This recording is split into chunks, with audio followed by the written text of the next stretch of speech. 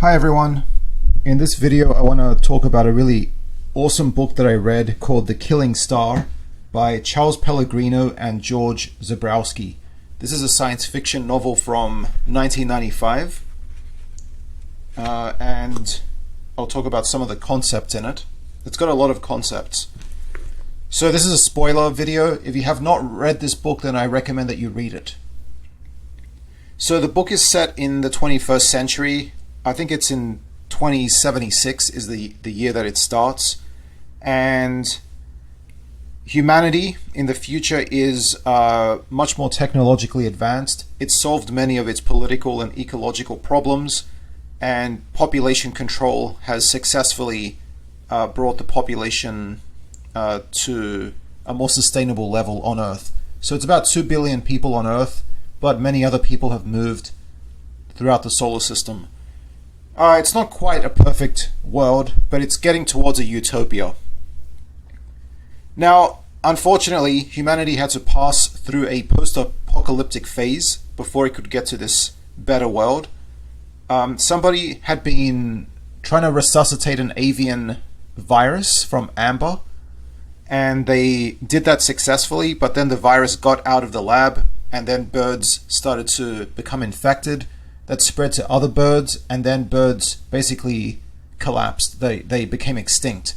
So birds are very important pollinators, and they're very important for ecological function. So many ecosystems around the world collapsed. A lot of the food supplies collapsed. This led to food insecurity and war and invasions, including a nuclear war between India and Pakistan. And some other countries got dragged into that as well. And billions of people died from war or famine. Okay. However, after this horrific mass famine and warfare and suffering, humanity was able to pick up the pieces and build a better world. Now, in this world, there's extensive use of genetic engineering. They can even bring back people from the past. If you have enough DNA, you can bring somebody back, or at least like a clone of them. And this has actually led to a very interesting and creepy result, which is that there are these cults which have resuscitated in their mind Jesus and Buddha, and other people have resuscitated Einstein and other people that they find interesting or important. But the religious cults have basically tried to bring back Jesus and Buddha, and they become very fanatical, okay, to such an extent that even the clones don't believe that they are really these religious figures. They're just copies of them, and they actually escaped into space. Two of the figures are called Joshua and Justin. So they are Jesus and Buddha, respectively. They've escaped to space to get away from their fanatical followers. Another use of genetic engineering is bringing back dinosaurs. Dinosaurs have been brought back as these mini-saurs, which are basically genetically engineered pets. They are apatosaurs, so the long-necked, one of the long-necked sauropods, but they are now the size of a small dog, so you can just purchase them as pets. But they eventually die off, most of them, in basically another extinction of dinosaurs because of a faulty molecule. I think it's an enzyme which causes them to rapidly die. So that's also pretty interesting. There's also the use of IQ boosting. So you can inject bacteria into your body which synthesize a protein which speeds up electrical signals in your brain, and then that can make you smarter. So you can get like an IQ boost from that, and that's used in the book by a crew living inside of a comet to allow them to do more complex and rapid problem solving. There's also a virtual reality addiction. So about 1/3 of the Earth's population falls victim to addiction of virtual reality consoles, in which they can basically go back and become anyone they want. There's actually a character living on Earth. He's one of the 2 surviving members of the human species on Earth after the aliens wipe out the human population on our planet. I'll get onto that in a second, but one of these characters is addicted to going back to the time of the Titanic. He actually works with somebody else, doing tours for people on the actual Titanic, so going down into the sea and going around the Titanic, the famous ship that sunk. But he's got a VR program which lets him basically go back and interact with the people on the Titanic, or at least like what we think it might have been like. So he spends a lot of his day doing that, especially after the human race is wiped out. He becomes very depressed and he just retreats into that VR world. So those are some of the cool ideas and backdrop for the story. Now, I mentioned that there's space colonies, so people have got fanned out into the solar system. Some people live on Mars. Some people live in the asteroid belt, including a colony on Ceres, or inside of Ceres. Ceres is the largest asteroid, and there are these people who have carved out the interior of Ceres and set up agriculture and ranching. So there are farmers living there, and one of the interesting things is you can get more surface area inside of Ceres than on the entire surface of the Earth, okay, if you manage it properly inside of Ceres. So you have to carve out the material, and then you can build more surface structure. Then there's colonies on the moons of the gas giants. So one of the colonies in the book lives on Triton, which is a moon of Neptune, and there's also a colony inside of a comet that I mentioned. Okay, they've got a small civilization inside the comet, and they've got a prime minister, a government, and lots of scientists working there. And they actually discover life inside of the comet, and it's speculated that a lot of the biological material, or even life itself, may have been seeded on Earth by a comet. Now, when the aliens strike, so there's these intruders, as they're called, they hit humanity with these relativistic bombs, which are traveling at about 92% the speed of light. And when they're detected, it's too late, okay? They're not slowing down. So when they slam into the atmosphere of the Earth, or whatever world that humans occupy, all the kinetic energy is converted into radiation. So heat energy or light energy, electromagnetic energy, and that just vaporizes or liquefies everything on the surface. And that's what happens on Earth. These relativistic cluster bombs pierce into the atmosphere, and then they destroy everything on the surface. So everybody on Earth is killed, okay? 5 meters down the ocean, that layer of the ocean is vaporized. Everything on land is destroyed, including all bacteria on the surface. However, eventually bacteria deep inside the rock does make its way back up after a while. So there is still life that survives on Earth, but it's deeper underground. All humans except for the 2 aforementioned people living in the deep undersea doing the Titanic tours is dead. The only people alive in the solar system are the colonists on different worlds.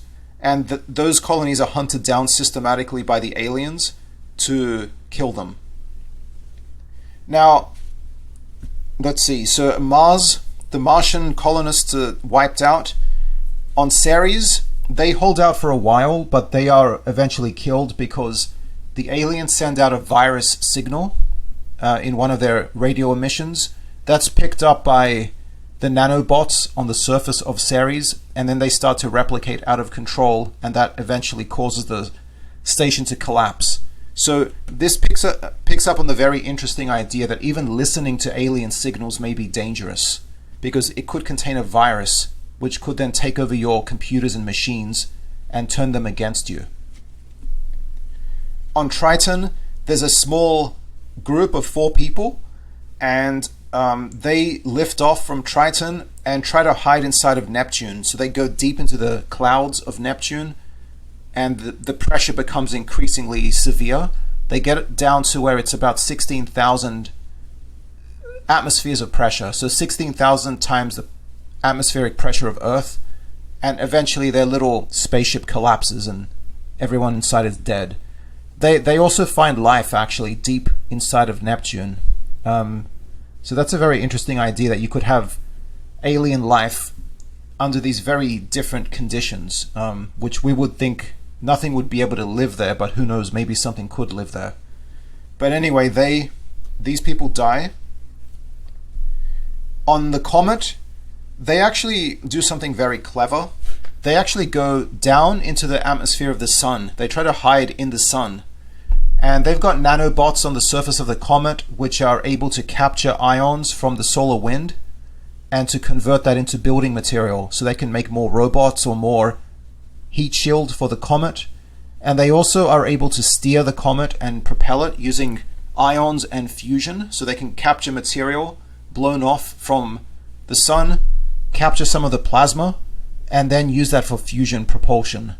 So that's a really clever use of those concepts, I think. So they're able to live in there for a while until they're detected by an alien ship which swoops down and chases them. There's a back and forth of projectiles, so they're trying to shoot each other out of this solar sky. They survive for a time. They use these things called absorbic bombs. So absorbic bombs are the opposite of explosive bombs, but they are capturing kinetic energy and converting it into matter.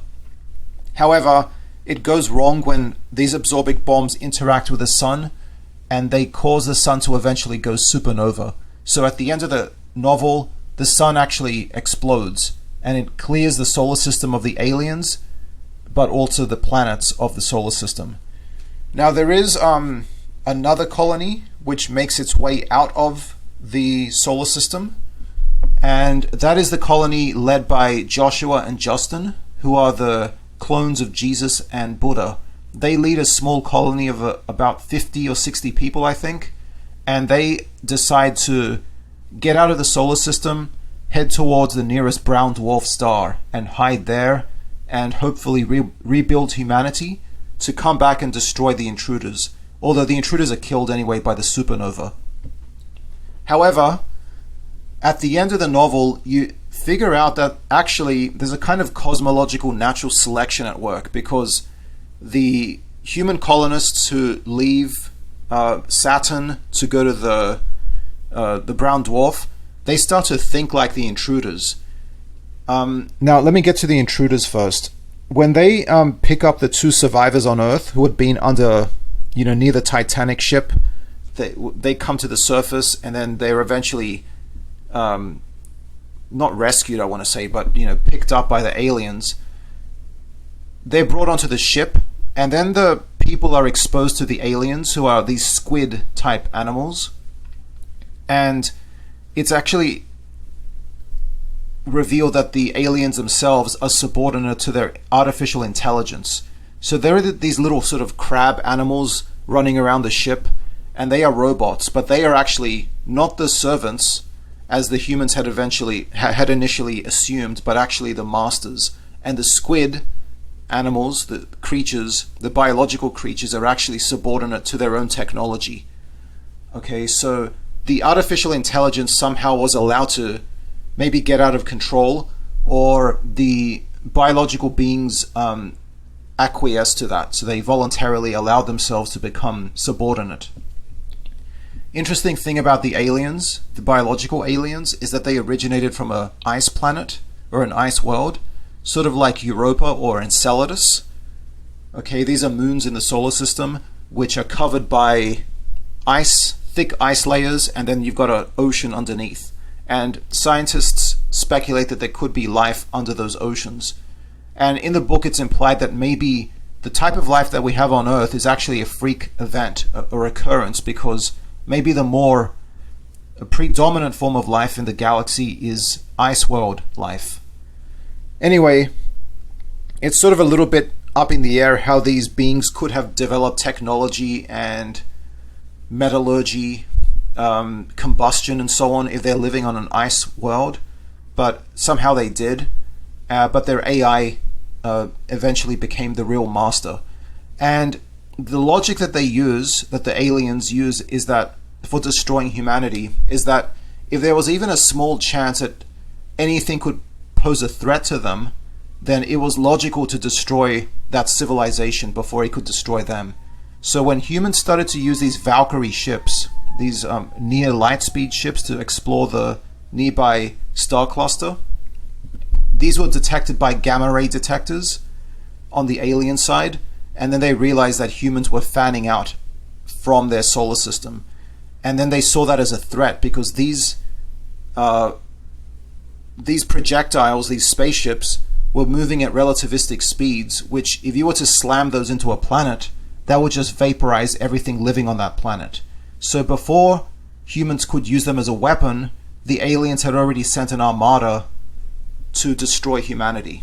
Okay, just pure logic. There was no hatred to it. There was no malice, but they were just using this sort of, we have to get them before they can possibly get us.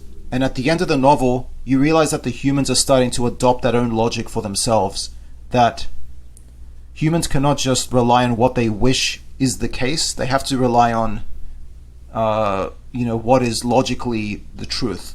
So they have to adapt to the universe.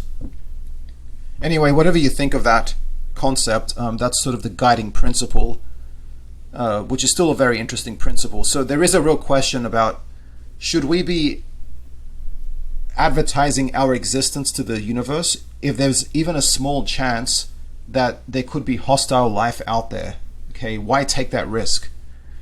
And that's the other thing as well. When the aliens attack, the colonies cannot communicate with each other, because everyone knows that if you expose your position, then the aliens are going to kill you. So you can't help anyone, because if you expose yourself, then the aliens will immediately step in and destroy you.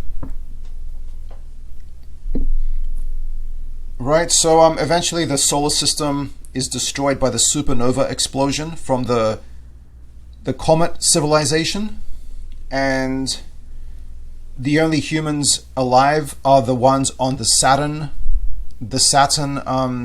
spaceship, which goes to the brown dwarf, and possibly some Valkyrie ships in, who have escaped, and they were able to avoid the intruders. Okay, so it's a very sad story, but a lot of interesting concepts in there, a lot of interesting things about SETI, Search for Extraterrestrial Intelligence, and the question of, should we be advertising our existence if there's even a small chance that anything might destroy us.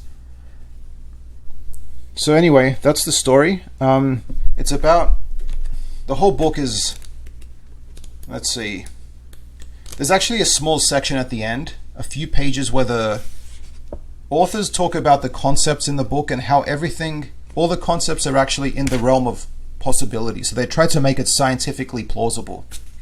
Okay. But the story itself runs to 326 pages, and then you've got some extra pages where the authors talk about the scientific concepts behind the story. So anyway, it's a really, really cool story, and I highly recommend it. Now, I became aware of this book through Quinn's Ideas. I'll link that in the description to this video. Quinn's Ideas is a very, very good YouTube channel. He talks a lot about science fiction novels and movies and stuff. He's got really, really good analyses of especially the Octavia Butler novels and also the Dune series. But he's got a really good video on The Killing Star as well. Now, unfortunately, this book is, right now, it's got limited availability because softcover and hardcover copies are out of print at the moment. And there is an Audible version on Amazon. But otherwise, if you want the actual hardcover or softcover version, you'll have to search around a little bit online. So I think I got mine from Thrift Books for about $60. Otherwise, you might have to search around. Maybe try eBay, Thrift Books, and other outlets. But yeah, it's out of print, unfortunately. Anyway, thanks a lot for listening.